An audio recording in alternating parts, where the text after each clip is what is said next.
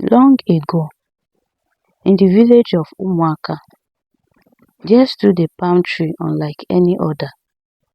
It grew taller than the tallest iroko and bore fruits larger than a man's fist. Its fronds danced with the wind as they carried secrets from the spirit world. The villagers called it Nkonso, the sacred palm. No one dared to climb it, for it was said to belong to the gods. The elders warned, the ancestors feed on its fruit, and any mortal who dares touch it will call misfortune upon himself. The palm stood in the village square, watching generations pass, its fruits ripening and falling, yet no one touches it. But in this same village lived a young man called Obidi, strong, daring, and restless. He was known for his stubborn spirit. While other youths respected the elders, Obidi often laughed at their warnings. Are we to starve while fruit rots before us? He would say. What use is a tree if its fruit cannot be eaten? The elders shook their heads. Pride walks before a fall, they said, but Obidi's ears were deaf to wisdom. So one moonlight evening, as the villagers gathered for teas, Obidi rose before the crowd. I will climb the sacred palm, he declared, gasping the air. Mothers pulled their children close. The elders rebuked him. Leave the palm, boy, it's not for you. But Obidi only laughed. Fear has blinded you all. Tomorrow I will prove you wrong. The next morning, as the cock crowed, Obidi marched to the village square. Children trailed after him. Women and men shook their heads and covered their mouths in dread. Before their very eyes, Obidi tied a rope around his waist and began climbing the forbidden palm. The wind howled. The leaves shivered, though no storm was near. At the very top, Obidi plucked one massive fruit and held it high. See, he shouted, the gods have no power over me. The villagers trembled. Suddenly, a voice deeper than thunder rolled from the heavens. Greedy child, you have mocked the sacred. You shall learn that not all fruits are meant for the stomach. Obidi froze. His body stiffened, his skin hardened, and before the crowd's eyes, he turned into the very fruit he had stolen.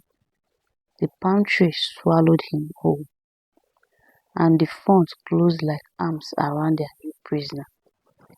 Silence fell. The villagers wailed, and the elders bowed their heads. He has become one of the curse, they whispered. But the story did not end there. Years passed. The sacred palm bore no more fruits. Its fronds dropped as if mourning. Children grew, elders died, and still the tree stood in sorrow. Then one day, a drought struck the land. Rivers dried, yam barns emptied, and famine spread. The people gathered in despair, praying to the gods for mercy. That night, an old woman appeared in the king's dream. Her eyes glowed like fireflies, and her voice carried the weight of ages. The curse of Obidi binds your land. Only humility can break it. Send your bravest, not to pluck the fruit, but to ask the spirit of the palm for forgiveness. At dawn, the king gathered the people. Who among us will face the sacred palm and beg for mercy? He asked. But fear gripped every heart. No one stepped forward. Then, a young maiden named Nneka rose. She was not the strongest nor the wealthiest, but her heart was pure. I will go, she said. For what is life if my people starve? The villagers wept, for they feared she too would be swallowed. But Nneka walked boldly to the tree. She knelt beneath its towering trunk, placed her forehead on the earth, and spoke softly. Great Spirit of the palm, we have wronged you. Forgive us. Take not our lives, but restore our land. Obidi's pride was not the heart of us all. We are your children. Have mercy. The palm shivered. Its fronds rattled like drums of the ancestors. Then from its trunk came a voice, Obidi's voice, but filled with sorrow. I was blind with pride, and my foolishness brought this curse. But this maiden's humility has loosened my chains. The palm cracked open.